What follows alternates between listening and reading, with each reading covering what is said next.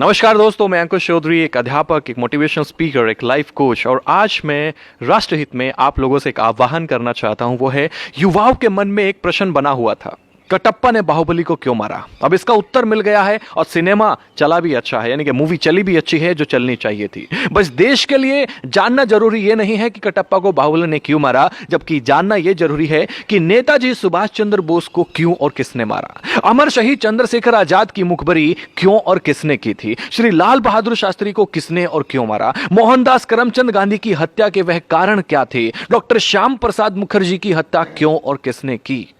युवाओं, जरा विचार करो कि कहां गलतियां हुई हैं। काल्पनिक चरित्र कटप्पा से बाहर निकलो और वो पूछो जो तुमसे जुड़ा हुआ है। पता करो कि हम लगभग 800 सालों तक गुलाम क्यों रहे। पता करो कि जो देश आर्थिक, सामाजिक, शैक्षिक और वैज्ञानिक रूप से सशक्त था, विश्व गुरु था, वो सब ज्ञान कहां है, कैसे खत्म हो गया, कौन इसके लिए जिम्मेदार था। पता करो कि ईरान से इंडोनेशिया तक की भारतवर्ष की सीमाएं सिकुड़कर इतनी छोटी कैसे होगी कि हमें कश्मीर से भी भगा दिया गया। पता करो कि सोने की चिड़िया के पंख कैसे कतर दिए गए। पता करो कि गुरु गोविंद सिंह के मासूम बेटों को जिंदा दीवार में क्यों चिनवा दिया गया। पता करो कि महाराणा प्रताप को घास की रोटी क्यों खानी पड़ी। पता करो कि वीर मराठों की सेना पानीपत की तीसरी लड़ाई में अब्दाली से क्यों हार गई। पता करो कि झांसी की रानी वीरांगना लक्ष्मीबाई को किनके गद्दारी का दुष्परिणाम भुगतना पड़ा। पता करो कि वीरों की धरती होते हुए भी हम गुलाम क्यों हुए, हमारी मां बहनों को अपमान की आग में क्यों जलना पड़ा। पता करो कि बिना किसी समर्थन के भी नेहरू देश का पहला प्रधानमंत्री कैसे बन गया।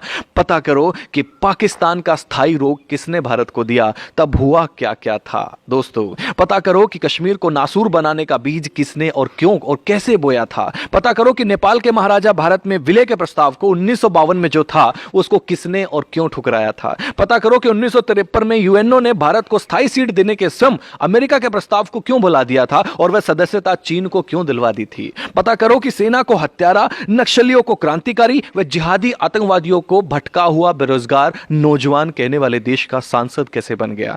पता करो कि मां दुर्गा को वैश्य कहने का साहस किसी को कहां से मिलता है। पता करो कि देवी देवताओं की नंगी तस्वीर बनाने को समर्थन कहां से मिलता है। पता करो कि आतंकवादी याकूब की फांसी रुकवाने के लिए आधी रात के बाद भी सुप्रीम कोर्ट को खोलने के लिए कौन मजबूर कर देता है। आप खुद बाहुबली बनकर जानो कि हमारा कैलाश पर्वत और मानसरोवर तीर्थ चीन के हिस्से में व ननकाना साहिब पाकिस्तान के हिस्से में किसकी गलती से चले गए। और भी बहुत सारी गलतियां हैं। हे युवा देश, अपनी दिशा और दशा बदलो। यह समय मजाकों का नहीं है। वह करो जो करणीय है, जो जरूरी है, चिंतन का विषय है। हम क्या थे, क्या हो गए और क्या होंगे। अभी आओ विचार करें मिलकर के इन सभी समस्याओं पे।